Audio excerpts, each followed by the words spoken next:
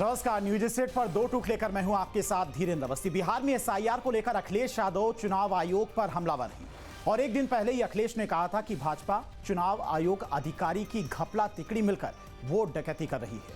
अखिलेश का अक्सर 18,000 शपथ पत्रों को लेकर सवाल उठाते रहते हैं। हालांकि अब चुनाव आयोग ने इसका जवाब दिया है। चुनाव आयोग ने कहा है कि जिन लोगों की अखिलेश बात करते हैं वो कई साल पहले ही मर चुके हैं। साथ ही चुनाव आयोग ने शपथ पत्र देने की बात से भी इनकार कर दिया है। अब इसके जवाब में अखिलेश क्या कहेंगे ये तो वक्त बताएगा, लेकिन दो टूक में इसी मुद्दे को लेकर करेंगे चर्चा। उससे पहले सुनते हैं बयान। जिस तरीके से चुनाव आयोग जवाब दे रहा है वो बड़ा दुर्भाग्यपूर्ण है। 18,000 शपथ पत्र देना किसी भी राजनीतिक दल के लिए इतना आसान नहीं होता। और अगर चुनाव आयोग एक सांस में ये बात कह दे रहा है कि हमारी पार्टी के नेतृत्व ने जो एफिडेविट दिए हैं वो सब मरे लोगों के हैं, तो मैं एक ही बात कह सकता हूँ कि उत्तर प्रदेश और देश दोनों का चुनाव आयोग मर चुका है। जो बोल रहा है वो अमित शाह की आवाज़ है और बीजेपी की सरकार की रणनीतियाँ हैं। मुझे लगता है कि श्रीमान अखिलेश जी का जो डेस्परेशन है वो उनके जो बयान है उसमें उसकी अभिव्यक्ति है, और सवाल जो उन्होंने चुनाव आयोग को लेकर खड़े किए, यह जो उनके हलफनामे सही हैं, यह जो उन्होंने जो आरोप लगाया था वो सही है, तो उनको आखिर हलफनामा देने में क्या अर्जा है? उनको चुनाव आयोग की चुनौती को स्वीकार करना चाहिए।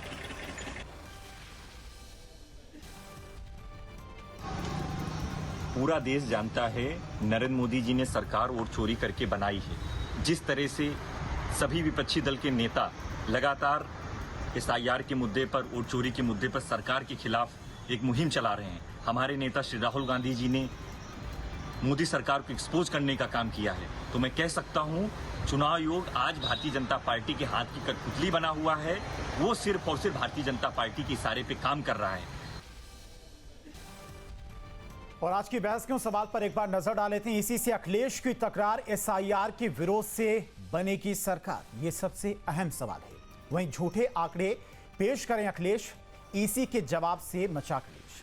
शपथ पत्र मिलने से ईसी का इनकार, कभी ईवीएम तो कभी एसआईआर पर रार। एसआईआर पर विपक्ष का बवाल, चुनाव आयोग पर उठा रहे हैं सवाल। इन्हीं सवालों के साथ में चलिए चर्चा की शुरुआत करते हैं। हमारे साथ में आनंद दुबे, प्रवक्ता बीजेपी, अखिलेश कटियार, प्रवक्ता समाजवादी पार्टी, डॉक्टर सुधा मिश्रा, प्रवक्ता कांग्रेस। आप तीनों का न्यूज स्टेट पर बहुत बहुत स्वागत है। सबसे पहले अखिलेश जी आपके पास ही आना चाहेंगे, चूंकि चुनाव आयोग से आप लगातार पूछ रहे थे कि चुनाव आयोग की तरफ से जवाब नहीं दिया जा रहा है। जो शपथ पत्र आपकी तरफ से भेजे गए थे उसको लेकर आज चुनाव आयोग की तरफ से जवाब दिया गया है। 5 विधानसभा क्षेत्रों की जांच संपन्न हुई है, जिसमें से चुनाव आयोग की तरफ से कहा गया जो नाम शपथ पत्र में दिए गए थे वो नाम 2022 में ही शपथ पत्र वो बना था जिनके आधार पर वोटिंग हुई थी। 2022 से पहले ही कई लोग ऐसे थे जिनकी मौत हो चुकी, उसको लेकर अखिलेश सवाल पूछ रहे थे। धीरेन्द्र जी नमस्कार। आप चुनाव आयोग के बात पे जो चर्चा पूरे देश में खड़ी हो रखी है, चाहे राहुल गांधी जी ने जो महादेवपुरा का मामला हो और समाजवादी पार्टी ने जो लगभग 17-18 हजार जगहों पे जो ये जानकारी इकट्ठे की थी, चुनाव आयोग को आभारी होना चाहिए था कि आप हमारे काम पे, क्योंकि उनकी ये जिम्मेदारी है निष्पक्ष चुनाव कराएं, पारदर्शी चुनाव प्रक्रिया हो। लेकिन इस देश का बड़ा दुर्भाग्य धीरेन्द्र जी कि आज चुनाव आयोग की सरकार और भारतीय जनता पार्टी के प्रवक्ता की तरह बात कर रहा है। इस देश में चाहे मुक्ताई नगर विधानसभा का मामला हो, चाहे चंद्रकांत निम्बा पाटिल जी का हो, जो बॉम्बे हाई कोर्ट तक गए थे, जिन्होंने 43,200 वोटों के फर्जी वोटों की डिटेल दी थी, लेकिन चुनाव आयोग ने मानने से मना कर दिया था। आप महाराष्ट्र के दूसरे बलराम दत्तात्रेय पाटिल जो कांग्रेस के थे, जो अभी भी लड़ रहे, जिन्होंने जब चुनाव आयोग ने उन्हें धीरेन्द्र जी डिटेल देने से मना कर दिया, तो जो बूथ एजेंट के पास जो फॉर्म होते हैं जिसमें वोटिंग का टिक किया जाता है, उसको इकट्ठा करके उन्होंने 17,000 फर्जी वोट बताए। लेकिन चुनाव आयोग उस पर भी ना कोई पहल करती है, ना कोई बात करती है, ना उस पर जांच करती है। आज किस दौर में हम बैठे? उसी पर चुनाव आयोग ने आज जवाब दिया है। आपकी जिम्मेदारी भी बनती है कि आप जो शपथ पत्र दे रहे हैं, चुनाव आयोग में भेज रहे हैं, वो सर्टिफाइड हो। जिन लोगों के नाम आप भेज रहे हैं वो नाम जिंदा हो, वो लोग जिंदा हो। धीरे जी 1 मिनट समय दे। चुनाव आयोग कहती है कि हम इतने दिन बाद वीडियो नहीं देंगे, हम इस फॉर्मेट में ये जानकारी नहीं देंगे। अरे भाई, आप चुनावी प्रक्रिया, लोकतंत्र की बुनियाद है, आप ये चुनावी प्रक्रिया, आप जान है, आत्मा है लोकतंत्र की। अगर आपका ऐसा व्यवहार होगा तो कैसे चलेगा भारत का लोकतंत्र? नहीं, आपने जो शपथ पत्र दिया था समाजवादी पार्टी की तरफ से, उस पे आज इलेक्शन कमीशन की तरफ से जवाब दिया गया है। इस पर आपका जवाब जानना चाहेंगे। 5 विधानसभा क्षेत्रों में जांच संपन्न हुई है। चुनाव आयोग की तरफ से कहा गया करीब 3000 से ज्यादा नाम थे और उनमें से कुछ नाम ऐसे थे जिनकी मौत 2022 विधानसभा चुनाव से काफी पहले हो चुकी थी। उन लोगों के इसमें नाम थे। इस पर जवाब अखिलेश यादव पूछ रहे थे चुनाव आयोग से, तो यह भी तो सही नहीं है। नहीं, मैं तो ये मानता हूं कि चुनाव आयोग ने, धीरेन्द्र जी, ये जो महादेवपुरा में जो इतने बड़े घोटाले पे राहुल गांधी जी ने जो पूरे देश को बताया, उस पर भी जवाब दे ही दिया होगा चुनाव आयोग ने। मैं उम्मीद करता हूं, क्योंकि हमें तो जानकारी नहीं मिली। जो मैं चंद्रकांत जी का महादेवपुरा की बात, कर्नाटक की आप बात करें, महादेवपुरा की, कर्नाटक में तो मैं महाराष्ट्र की भी बात कर रहा हूं, मैं हरियाणा की भी बात करूंगा। इस देश में इस आम आदमी को, धीरेन्द्र जी, इस बात की शंका हो चली है कि मेरा वोट लूटा जा रहा है, चोरी किया जा रहा है। इस नरेटिव को चुनाव आयोग आखिर बाहर निकल के पूरे ईमानदारी से इस पे जवाब देने से क्यों कतराता है? नहीं तो फिर एसआईआर से दिक्कत क्या है? एसआईआर तो वही है ना, जो वोट उपलब्ध हैं, जो लोग उपलब्ध हैं, उसी की जांच तो की जाएगी एसआईआर में। फिर एसआईआर से क्यों दिक्कत? एसआईआर से तो ट्रंप का भी वोट बन गया। इस कोर्ट, जो सुप्रीम कोर्ट में सुनवाई हुई, जिनको उन्होंने मुर्दा घोषित कर दिया, योगेंद्र जी ने वहां लाके कोर्ट में खड़ा कर दिया, यही एसआईआर हो रहा है। मतलब क्या चल रहा है इस देश में? ये चुनाव आयोग आखिर क्या कर रहा है? इसको कैसे समझा जाए धीरेन्द्र जी? आखिर ये सवाल है कि नहीं आज सामने?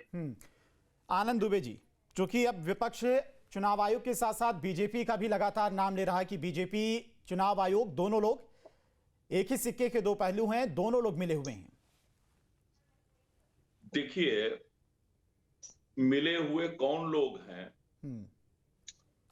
जो लालू यादव कहते थे कि हमें फंसा दिया, हमें जेल भिजवा दिया चारा घोटाला में, जो चारा घोटाला में सजा याफ्ता है, उनके साथ राहुल गांधी, जो कभी ईमानदारी के लिए कागज फाड़ते थे, खैर आजकल वो खुद जमानत पे हैं, वो दोनों लोग मिलके यात्रा निकाल रहे हैं। मुझे लग रहा है शायद इंडी गठबंधन की आखिर यात्रा निकाल रहे हैं, या जो भी निकाल रहे हैं। इस चुनाव आयोग ने स्पष्ट किया कि आप 18,000 हलफनामों की बात करते हैं, हमें 3,919 ईमेल के जरिए मिले हैं, उसमें भी काफी हद तक अधूरे हैं और कई हलफनामे फर्जी हैं। कई मृतक लोग जो मर चुके थे लोग, उनके नाम पे बना के भेजे गए थे और बाकी के जवाब भी उन्होंने दिए हैं। ये चुनाव आयोग और समाजवादी पार्टी एक दूसरे से संवाद कर रही है इस विषय में।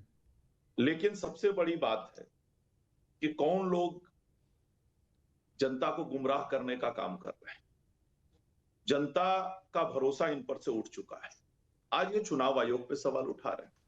राहुल गांधी जी कहते हैं देश की अर्थव्यवस्था मरी हुई है, जबकि दुनिया जानता है कि हम चौथी सबसे बड़ी इकोनॉमी की तरफ है। कह रहे हैं कि देश की सेनाएं डरी हुई हैं, थकी हुई हैं, देश का चुनाव आयोग सड़ा हुआ है, देश की एजेंसियां बिकी हुई हैं, उनको किसी पे भरोसा नहीं। मैं पूछना चाहता हूं कि आजादी के बाद से 1977 तक हर चुनाव कांग्रेस पार्टी ने जीता और सरकार बनाई देश में, किसी ने सवाल नहीं उठाया। उस समय चुनाव आयोग ठीक था। इसके अलावा उत्तर प्रदेश में 80 के अंतिम तक लगातार कांग्रेस पार्टी की सरकार रही, तब चुनाव आयोग ठीक था। 24 साल नवीन पटनायक मुख्यमंत्री रहे उड़ीसा के, तब चुनाव आयोग ठीक था। 33 साल सीपीएम ने शासन किया कलकत्ता में, तब चुनाव आयोग ठीक था। ममता बनर्जी रोज उनके खिलाफ मोर्चा खोला करती थी, किस तरह से ममता बनर्जी को उन लोगों ने जानलेवा हमला तक कराया। और ममता बनर्जी स्वयं 14 साल से ज्यादा समय हो गया सत्ता में लगातार बनी हुई हैं, तब चुनाव आयोग ठीक है। लेकिन भारतीय जनता पार्टी अगर चुनाव जीत जाती है तो चुनाव आयोग गलत हो जाता है। और मजेदार बात देखिए कि कांग्रेस पार्टी के ही बड़े नेता अधीर रंजन चौधरी जी प्रेस कॉन्फ्रेंस करके ममता बनर्जी पर आरोप लगा रहे हैं कि उन्होंने 50 लाख फर्जी वोट बनवाए, और ये सब लोग गठबंधन में हैं, साथ में ये साथ में एक दूसरे के साथ मिलकर संविधान बचा रहे हैं, लड़ाई लड़ रहे हैं। और आगे चलिए, इनके ही कर्नाटक के मंत्री रजन्ना ने राहुल गांधी के दावों की पोल खोल दी। कहा भाई सरकार तो हमारी थी, कैसे वोट गड़बड़, कैसे कट गए। उनको तो इस्तीफा देना पड़ा कैबिनेट से, आखिर में जाके उन्हें इस्तीफा देना पड़ा उनको। और राहुल गांधी ने जितने दावे किए उन सब की पोल खुद लोगों ने आके खोली है। महिलाओं ने खोली पोल कि किस तरह से बहला फुसला के उनसे बयान दिलवाया गया, झूठा कागज दिखा के बयान दिलवाया गया। और सबसे बड़ी बात, जिस सीएसडीएस के आंकड़ों के आधार पर राहुल गांधी ने यह आरोप लगाया, उस सीएसडीएस ने माफी मांगी है। उस सीएसडीएस के संजय कुमार ने कहा है कि ये आंकड़े पूरी तरह से गलत हैं, हमारा जो डेटा इंटरप्रिटेशन था, जो हमारा मैकेनिज्म था, उसमें गड़बड़ी थी और हम इसके लिए माफी मांगते हैं। उन्होंने अपने पुराने ट्वीट को डिलीट किया और सार्वजनिक रूप से माफी मांगी। तो आप बताइए कि कौन लोग हैं जो देश को भ्रमित कर रहे हैं। दरअसल हकीकत क्या है, ये सारा पैंतरा आजमा चुके हैं। राहुल गांधी की कई बार लॉन्चिंग कांग्रेस पार्टी अलग अलग तरीकों से कर चुकी है, कभी किसान के रूप में, कभी एंग्री यंग मैन के रूप में, कभी समाज सेवी के रूप में, कभी युवा के रूप में, कभी अलग अलग रूप में, लेकिन हर रूप में जनता ने उन्हें अस्वीकार ही किया। लिहाजा अब ये इस पर उतर आए हैं कि पूरी प्रक्रिया को ही बदनाम कर दो। आपको याद होगा कि ये ईवीएम पे सवाल उठाया करते थे, अब ईवीएम पे सवाल नहीं उठा रहे। अभी कुछ दिनों पहले की बात है, 15-20 दिन पहले की, मुझे लग रहा है 1 महीने, मतलब डेट शायद आगे पीछे हो। महाराष्ट्र चुनाव, विधानसभा चुनाव में 10 विधानसभा के उम्मीदवारों ने यह कहा कि हमें कुछ शक है, लिहाजा इसका मिलान किया जाए। तो वीवीपैट, बैलेट यूनिट और कंट्रोल यूनिट, तीनों का मिलान 10 जो विधानसभा के उम्मीदवार थे, 2 नहीं आए थे, 8 के सामने किया गया और एकदम सही निकला। आप चाहें तो गूगल करके इस खबर को पढ़ सकते हैं, सारे अखबारों ने लिखा। तो ये दावे भी इनके फर्जी निकले। तो ये झूठा भ्रम का मायाजाल रचकर चाह रहे हैं कि जनता इनके बहकावे में आ जाए, फुसलावे में आ जाए, लेकिन जनता ईमानदारी से भली भांति इनके सभी पैतरों को जानती है। पहले भी असफल रहे हैं, आगे भी असफल। अखिलेश कटियार जी, कब तक ये बहाना बनाते रहेंगे आप लोगों से? पहले ईवीएम पर निशाना, ठीक है अखिलेश जी आएंगे आपके पास। इकबाल जी भी हमारे साथ जुड़ गए हैं। इकबाल जी, 1 मिनट ले लीजिए, 1 मिनट, एक सवाल कर लिया तो जवाब ले ले। मुझे लगता है कि भारतीय जनता पार्टी की जो हमारे मित्र प्रवक्ता है, तो ये अनुराग ठाकुर की प्रेस कॉन्फ्रेंस में भी थोड़ा प्रकाश डाल दें। जो प्रेस में बोलते हैं कि इन 7 सीटों पे चोरी हुई, वोट चोरी हुई, डुप्लीकेट वोट थे, ये हम कांग्रेस ने और अपोजिशन की पार्टियों ने आरोप लगाया, लेकिन चुनाव आयोग को कटघरे में तो भारतीय जनता पार्टी के लोग भी खड़े कर रहे हैं। दूसरी बात, जब इतने बड़े पैमाने पे सवाल धीरे धीरे जब चुनाव आयोग पे हो रहा है, तो आखिर चुनाव आयोग पूरे तरीके से जवाब क्यों नहीं दे रहा है? आप ले लीजिए, फिर हम बाद में करते हैं। नहीं, ठीक है इकबाल जी, आपके पास आना चाहेंगे। 1 हफ्ते का समय चुनाव आयोग की तरफ से दिया गया था कि आप अगर कोई आपत्ति है तो हलफनामा दाखिल करिए। अभी तक हलफनामा क्यों नहीं भेजा गया? अगर कोई आपत्ति थी, इतना शोर शराबा हो रहा था, बाकायदा प्रेस कॉन्फ्रेंस की गई थी जिसमें राहुल गांधी पूरी डिटेल के साथ में जवाब दे रहे थे, जानकारी दे रहे थे, लेकिन जब हलफनामा चुनाव आयोग की तरफ से मांगा गया, 1 हफ्ते का समय दिया गया था, हलफनामा क्यों नहीं दिया गया चुनाव आयोग को अगर कोई आपत्ति थी? बहुत अच्छा सवाल आपने किया है। राहुल गांधी एलओपी के नेता हैं और एलओपी का नेता, और एक तो पहली बात वो सांसद है और सांसद खुद संविधान की शपथ लेके सांसद बनता है। पार्लियामेंट में इतनी बड़ी अदालत में जाके शपथ लेते हैं और उनसे बार बार शपथ लेने की बात की जा रही है। अब चुनाव आयोग है कि शपथ लो, अगर मैं कोई शिकायत करने जाऊंगा कहीं पे तो पहले मुझे शपथ देनी पड़ेगी शिकायत करने के लिए। अरे अगर सच सामने ला के रखा है उन्होंने, तो उस सच को आपको उजागर किया है, राहुल गांधी ने उजागर किया है। तो सच जो वो कहते हैं कि झूठा आरोप लग रहा है, तो झूठा आरोप अगर लगा रहे हैं तो राहुल जी ने 5 तरीके से चुनाव आयोग के ऊपर चोरी का इल्जाम लगाया है कि कैसे चोरी की गई है और कैसे सरकारों को बनाने का काम किया गया है बीजेपी की। तो चुनाव आयोग आवे, उसकी सफाई दे। तो चुनाव आयोग तो राहुल गांधी को धमकी दे रहा है। ये कितना बड़ा अन्याय है। प्रेस कॉन्फ्रेंस करके आप पूरी जानकारी रख सकते हैं जनता के सामने। हलफनामा भेजने में क्या दिक्कत है? चुनाव आयोग ने हलफनामा मांगा था, आप हलफनामा भेज देते। कहां कहां पर गड़बड़ी हुई है, कहां कहां किस चुनाव में भ्रष्टाचार हुआ है? अरे अखिलेश यादव 11,000 हलफनामा रखा है, उसने जवाब दिया? कभी जवाब दिया?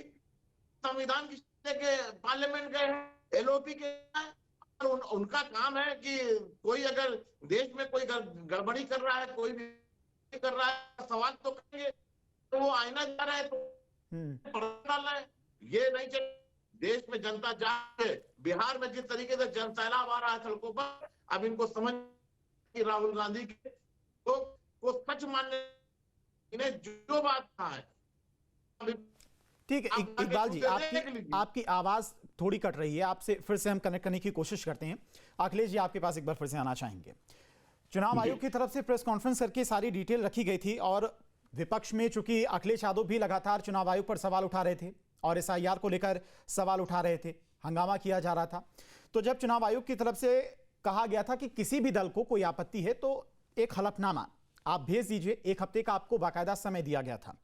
अखिलेश ने 18,000 लोगों के जो शपथ पत्र थे वो भेजे थे, उसकी भी बात हो गई। उसमें कई नाम ऐसे हैं जिन लोगों की 2022 से पहले ही जान जा चुकी है, मौत हो चुकी है, उसके बाद भी शपथ पत्र में उनका नाम था। 5 विधानसभा क्षेत्रों की जांच हो चुकी। लेकिन जब चुनाव आयोग ने 1 हफ्ते का और समय दिया था, किसी भी दल को अगर कोई आपत्ति है तो उसका हलफनामा आप भेजिए, तो हलफनामा क्यों नहीं भेजा गया? सवाल इतने सारे उठाए जाते हैं, हलफनामा भेजने में क्या दिक्कत है? नहीं, हलफनामा जैसे ये जो हलफनामा की बात और प्रोसेस की बात है, तो मैंने नाम लिया था चंद्रकांत निम्बा पाटिल साहब का, जो मुक्ताई नगर विधानसभा से थे। ये बॉम्बे हाई कोर्ट गए, औरंगाबाद बेंच में इन्होंने कहा कि बीएलओ से डुप्लीकेट वोट की ना जांच कराई, 43,200 वोट फर्जी है। उसका एक एक डॉक्यूमेंट दिया जो कोर्ट में है मामला ये। उसके बाद भी चुनाव आयोग ने कोई एक्शन नहीं लिया। और ये बलराम दत्तात्रेय पाटिल साहब कांग्रेस के, इनके अभी भी है, इन्होंने एक जब चुनाव आयोग ने डिटेल देने से मना कर दिया पड़े हुए वोटों का, धीरेन्द्र जी, तो उन्होंने एक एक बूथ पे जब वोट पड़ते तो टिक लगाए जाते हैं, उससे निकाल के जब फर्जी वोट का निकाला तो लगभग 17,000 निकले। चुनाव आयोग उस पर भी बात करने को तैयार नहीं है। चुनाव आयोग को जब राहुल गांधी जी ने डिटेल दी तो उन्होंने एक एक डुप्लीकेट वोटों की डिटेल दी। आप टैली करके बता देते कि ये गलत है। आप एसआईआर की बात करते हैं धीरेन्द्र जी, आप बताइए अगर डोनाल्ड ट्रंप का वोट बन रहा है, ये एसआईआर हो रहा है? सुप्रीम कोर्ट में लोग लाके खड़े कर दिए जाते, जिनके मरे हुए आपने घोषित कर दिए, वो सामने कोर्ट में खड़े हैं। नहीं, तो 2003 में भी एसआईआर तो हुआ था। एसआईआर से क्या दिक्कत होगी अचानक से? 2003 में भी तो एसआईआर हुआ था। अच्छा, जो मैंने बात कही कि जो लोगों ने इस देश में इस तरीके के प्रोसेस फॉलो किए, जिन्होंने पूरा चुनाव आयोग के दरवाजे पे चुनाव आयोग ने नहीं चुना तो कोर्ट भी गए, लेकिन परिणाम तो कुछ नहीं निकला। ऐसी स्थिति में और दूसरी बात धीरेन्द्र जी, जो बड़ा बुनियादी जो सवाल है, इस देश में चुनाव आयोग की जिम्मेदारी है कि चाहे दूर दराज में भी कोई आदमी भारत का नागरिक अगर रह रहा है तो उसका वोट डलवाए। ये जिम्मेदारी है चुनाव आयोग की, ना कि ऑफिस में बैठ के पेपर मांगे कि ये पेपर होंगे तो आपका वोट बनेगा, नहीं होंगे तो हटा देंगे। क्या चल रहा है भाई ये? चुनाव आयोग पर अखिलेश जी जितनी आसानी से आप सवाल उठा देते हैं, चुनाव आयोग का गठन देश की आजादी से पहले हुआ था और तब से लेकर अब तक चुनाव हो रहे हैं। अचानक से जिन राज्यों में बीजेपी की सरकार बन गई है और जहां पर बीजेपी की सरकार नहीं है, वहीं पर आपको क्यों लगता है कि चुनाव आयोग ने धांधली की है? नहीं, वहां पे नहीं लगता, ऐसा नहीं है। 10 साल आम आदमी पार्टी की सरकार रही दिल्ली में, वहां पर आपने कोई शिकायत दर्ज नहीं कराई कि वोटों में कोई धांधली हुई है। पश्चिम बंगाल में भी कोई शिकायत आपकी तरफ से, कोई मुद्दा नहीं उठाया जाता है। जहां जहां पर बीजेपी की सरकार है, जिन राज्यों में बीजेपी की सरकार है, वहां पर आपको धांधली नजर आती है। जब आपकी भी सरकार थी तो यही चुनाव आयोग तो था जो वोट इलेक्शन करवाता था, उन्हीं ईवीएम मशीनों के जरिए इलेक्शन करवाता था। पहले ईवीएम मशीन को लेकर हंगामा किया जाता था कि फर्जीवाड़ा हो रहा है, अब चुनाव आयोग को ही सीधे कटघरे में खड़ा कर दिया गया। धीरेन जी, पहली बात तो जो अभी हमारे साथ अभी एक मित्र हैं, उन्होंने कहा कि जनता जिन्हें नकार देती है। समाजवादी पार्टी देश की तीसरी सबसे बड़ी पार्टी है और उत्तर प्रदेश में आज सबसे ज्यादा पार्लियामेंट जो सदस्य हैं इस देश में, वो उत्तर प्रदेश की जनता ने समाजवादी पार्टी के भेजे। अब वही तो सवाल है ना, देखिए अखिलेश, यही सवाल है ना कि अगर चुनाव में धांधली करनी ही होती, बीजेपी को धांधली करनी होती, अगर चुनाव आयोग को धांधली करना होता तो समाजवादी पार्टी के इतने सांसद कैसे चुन के चले जाते संसद? सर मुझे बोलने तो दे प्लीज, मुझे 1 मिनट तो दे दे। मेरे नेता माननीय अखिलेश यादव जी ने उसके बाद भी ये कहा कि मुझे वोटिंग मशीन से हम चुनाव नहीं चाहते हो। वो मजबूरी नहीं, देखिए अखिलेश, वो तो मजबूरी है, बोलना ही पड़ेगा। जब सवाल आपने ईवीएम मशीन को लेकर उठाए थे तो वो आपकी मजबूरी है। अब मजबूरी पीछे हट जाएंगे तो आप पर, पीछे हट जाएंगे तो आप पर लोग सवाल उठाने लगेंगे। ये शब्द ठीक नहीं, ये बात गलत है। कोई मजबूरी नहीं है। हम लोग राजनीतिक सामाजिक जीवन में है और इस देश में जो वोट का अधिकार है, आजादी और गुलामी में एक ही तो फर्क है।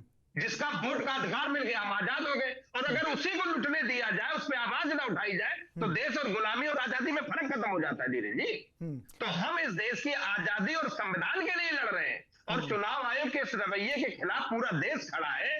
आज कोई भी झूठे तर्क दे दिए जाए, उससे बात बदलेगी नहीं। धीरे जी, एक बात, आपकी आवाज कट गई थी, आपकी बात भी अधूरी रह गई थी, शायद आप अपनी बात पूरी कर लीजिए, उसके बाद आनंद जी आपके पास आएंगे। इकबाल जी, आप तक आवाज आ रही?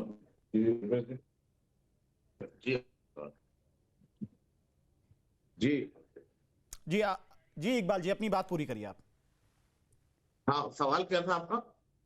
नहीं, आप शपथ पत्र को लेकर और हलफनामे को लेकर अपनी बात कर रहे थे कि चुनाव आयोग ने 1 हफ्ते का समय दिया था, उसमें शायद बीच में आवाज कट गई थी आपकी। अपनी बात पूरी कर लीजिए, फिर सवाल पूछते हैं आपसे। बिल्कुल, मैं ये कह रहा हूं कि राहुल जी ने जब लोकसभा में, पार्लियामेंट में बाकायदा, इतनी बड़ी अदालत है जहां उन्होंने शपथ ली है, उससे बड़ी शपथ क्या हो सकती है? और चुनाव आयोग उनको धमकी दे रहा प्रेस कॉन्फ्रेंस करके कि राहुल गांधी के खिलाफ मैं ये करूंगा, मैं वो करूंगा। ये धमकी क्यों दे रहे हो भाई? आप धमकी नहीं दे सकते हैं। आप जनता के लिए चुनाव आयोग बना है कि जनता का किसी भी, कोई भी नागरिक का वोट किसी भी जंगल में भी होगा तो उसे उसको अधिकार देना पड़ेगा। जिस चुनाव आयोग पर पूरा देश विश्वास करता है, कई इलेक्शन अब तक उस चुनाव आयोग ने करवाए हैं, उस पर अगर आप सवाल उठाएंगे तो चुनाव आयोग कुछ ना कुछ तो कहेगा ही ना। कुछ ना कुछ तो चुनाव आयोग को बोलना ही पड़ेगा। और समय भी दिया 1 हफ्ते का, आप हलफनामा दे दीजिए अगर कोई आपत्ति है। क्योंकि बीजेपी ने पूरा और बोलता है तो आप बायोडाटा निकाल के दीजिए तो ठीक है। इकबाल जी, आपकी आवाज नहीं आ पा रही है, हम फिर से आपसे कनेक्ट करने की कोशिश करें, आपकी आवाज नहीं आ पा रही, माफ करिएगा। आएंगे इकबाल जी आपके पास। आनंद दुबे जी, जवाब। जी, देखिए, कांग्रेस पार्टी जब बातें करती है तो बड़ा, मैंने कहा ना आपसे कि जिन्होंने 40 साल लगातार 35 साल 40 साल अलग अलग राज्यों में, केंद्र में सरकारें चलाई, एक मतलब 90 बार से ज्यादा चुनी हुई सरकारों को बर्खास्त कर दिया सिर्फ इसलिए कि हमारी नहीं है। जिन लोगों ने धांधली करके चुनाव जीता और इलाहाबाद हाई कोर्ट ने उनके चुनाव को खारिज किया, ये तो भारत के इतिहास में दर्ज है ना। वोट चोरी करके कैसे इंदिरा गांधी जी ने चुनाव लड़ा और इंदिरा गांधी जी को सजा हुई। मैं बिहार में रहा हूं, मेरी पढ़ाई लिखाई एक समय में बिहार में हुई और वो लालू जी का ही जमाना।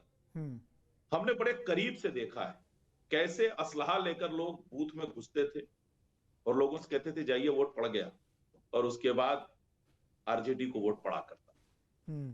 उत्तर प्रदेश में भी मुलायम सिंह जी के जमाने में यही हुआ करता, बूथ लूट लिए जाते थे, हिम्मत नहीं पड़ती थी लोगों की इलाकों में जाने के लिए। ये वो लोग हैं जिन्होंने जीवन भर सत्ता सिर्फ लोगों को डराकर धमकाकर हथियारों के बल पर प्राप्त की, और आज जब जनता ने इन्हें सत्ता से दूर कर दिया तो छटपटा रहा है। भाई, आपको जनता ने उत्तर प्रदेश में सबसे ज्यादा सांसद चुन के दिए समाजवादी पार्टी को और कांग्रेस गठबंधन को। आपको अगर ईवीएम पे भरोसा नहीं है, आपको लगता है, तो आप कहिए ना कि हमारे सारे सांसद इस्तीफा देते हैं। दे दीजिए इस्तीफा, वो भी नहीं देंगे। जहां जहां विपक्ष की सरकारें हैं, अगर उनको लगता है तो कह दे भैया ईवीएम ठीक नहीं है, हम इस्तीफा देते हैं, फिर से चुनाव करा लिया जाए। नहीं, जीत गए तो हम, हार गए तो ईवीएम। अपनी नाकामी को छुपाने के लिए देश की संस्थाओं पर सवाल उठाना, उनको बदनाम करना, यही समाजवादी पार्टी कांग्रेस पार्टी का चरित्र है, और इनके इस चरित्र को देश समझ चुका है। ये लोग उस असफल छात्र की तरह हैं जो हर परीक्षा में फेल होने के बाद या तो टीचर को दोषी ठहराता है या एग्जामिनर को दोषी ठहराता है। वो कभी यह स्वीकार नहीं करता कि गलती हमारी है। आप जनता से संवाद नहीं कर पा रहे हैं, आप सिर्फ विवाद कर रहे हैं, और लोकतंत्र में विवाद का स्थान नहीं है, संवाद का स्थान है। आप देश को नहीं बता पा रहे हैं कि आपका विजन क्या है। आपका कोई विजन नहीं है। आपका विजन ओनली टेलीविजन, कि टीवी पर आ जाए, हंगामा करें। संसद सत्र जब चल रहा होता है, आप जाते हैं लोकसभा स्पीकर के पास, कहते हैं नहीं नहीं हम सुचारू रूप से चलाएंगे, और सदन में आके आप हंगामा करते हैं। क्यों? क्योंकि आपके पास मुद्दे नहीं है बहस करने के लिए। क्योंकि आप अगर सदन में बहस करेंगे तो देश की जनता देखेगी, और देखेगी तो आप कहीं मुंह दिखाने लायक नहीं रहेंगे, इसीलिए आप हंगामा करके भागते हैं। ठीक है, इकबाल जी आप तक आवाज आ रही है? जी, मैं ये कह रहा हूं कि आप चुनाव आयोग की जो बात कर रहे हैं, जब मोदी जी मुख्यमंत्री थे तो उन्होंने चुनाव आयोग के ऊपर सवाल नहीं उठाया था। नहीं उठाया था। खुद बीजेपी के जो प्रवक्ता है वो बताएं इस बात को। तो जब सवाल उठेगा तो उठाना पड़ता है। सच्चाई अगर सामने लाके रख रहे हैं राहुल गांधी, तो क्यों ये इतना इनको मिर्ची लग रही है इस बात की कि हम कहते हैं चुनाव राहुल गांधी तो टोटल झूठ बोल रहे हैं महाराज। सीएसडीएस के आंकड़ों के आधार पे बोले, उसी ने वापस ले लिया। आप बताइए ना, वो बीजेपी सीएसडीएस के आंकड़ों का हवाला देके उन्होंने आरोप लगाया ना। प्रवक्ता बन रही है चुनाव आयोग, बीजेपी क्यों चुनाव आयोग की प्रवक्ता बन रही है? तो के सामने आना चाहिए कि बीजेपी चुनाव आयोग हर मामले में बीजेपी प्रवक्ता चुनाव आयोग का संवैधानिक संस्था पे अगर चुनाव आयोग से आप सवाल कर रहे हैं, चुनाव आयोग पर सवाल उठा रहे, तो चुनाव आयोग ही जवाब देगा ना। बीजेपी के प्रवक्ता बनने में इसमें क्या कौन सी बात आ गई? चुनाव आयोग से ही सवाल कर रहे हैं ना आप, तो चुनाव आयोग ही जवाब देगा। कुछ ना कुछ है। आज जनता को इस बात से क्लियर हो गया है जनता को कि हाँ, चुनाव आयोग ये गलत कर रहा है और सरकार बीजेपी की बनवा रहा है। ठीक है, समय कम है। अखिलेश कटियार जी। नहीं धीरेन्द्र जी, मैंने 3-4 मुद्दे बताए। अनुराग ठाकुर जी की प्रेस कॉन्फ्रेंस भी बताई, एसआईआर की हकीकत भी बताई। जो मामले चुनाव आयोग के सामने रखे गए, चुनाव आयोग ने उन पे कोई गंभीरता से नहीं लिया। भारतीय जनता पार्टी की जो हमारे मित्र प्रवक्ता है, उस पर उन्होंने कोई जवाब नहीं दिया। पूरी नसीहत देश की समझा दी हमको। हम हारे हुए हैं, हम पीछे वाले छात्र हैं, हार डाले पे हम मास्टर को दोष देते हैं। लेकिन देश में जो लोकतंत्र को लूट के डकैती पड़ रही है, उस पर ऑथेंटिक कोई बात नहीं करते आप। तो ये कोई रिप्लाई है धीरेन्द्र जी? हमने 2 विधानसभाओं की बात की। पनवेल विधानसभा में 17,000 वोट डाले गए, एक वोट को, डुप्लीकेट वोट को गिन के बताया गया, उसमें कोई रिप्लाई नहीं है आपका। हमने मुक्ताई नगर विधानसभा की बात की, उसमें चंद्रकांत निम्बा पाटिल जी का उदाहरण दिया, जो पूरे देश में जिसमें चर्चा है कि उन्होंने कोर्ट गए, औरंगाबाद मुंबई हाई कोर्ट की औरंगाबाद बेंच में मामला गया, लेकिन चुनाव आयोग ने उसमें कोई गंभीरता से। ठीक है, चलिए ठीक है, समय कम है। अखिलेश जी समय कम है, आपको देता आनंद दुबे जी और इकबाल जी, आपने कहा बहुत बहुत शुक्रिया न्यूज डिस्ट्रिक्ट से जुड़ने के लिए, बातचीत करने के लिए। तो लगातार विपक्ष की तरफ से चुनाव आयोग को लेकर सवाल खड़े किए जा रहे हैं। जो शपथ पत्र अखिलेश यादव की तरफ से भेजे गए थे, जिन 18,000 शपथ पत्रों का जिक्र किया जा रहा था अखिलेश यादव की तरफ से बार बार, उसको लेकर भी चुनाव आयोग ने जवाब दिया है। और चुनाव आयोग की तरफ से कहा गया कि जितने भी नाम दिए गए थे शपथ पत्र में। अभी तक 5 विधानसभा क्षेत्रों में जांच हुई है, उसमें अधिकतर ऐसे नाम हैं जो 2022 विधानसभा चुनाव से पहले ही उनकी मौत हो चुकी है, उसके बाद भी शपथ पत्रों में नाम। तो चुनाव आयोग पर एक तरफ विपक्ष सवाल उठा रहा है, लेकिन जो शपथ पत्र भेजा जा रहा है विपक्षी दलों की तरफ से, उसमें भी कई सारी खामियां हैं। जहां भक्ति है हर शब्द में, कथाओं में छुपे हैं दिव्य रहस्य और ज्योतिष देता है जीवन को दिशा। धर्म से जुड़ी हर बातों को जानने के लिए हमारे चैनल स्तुति को सब्सक्राइब करें। चैनल पर जाने के लिए इस लिंक पर क्लिक करें।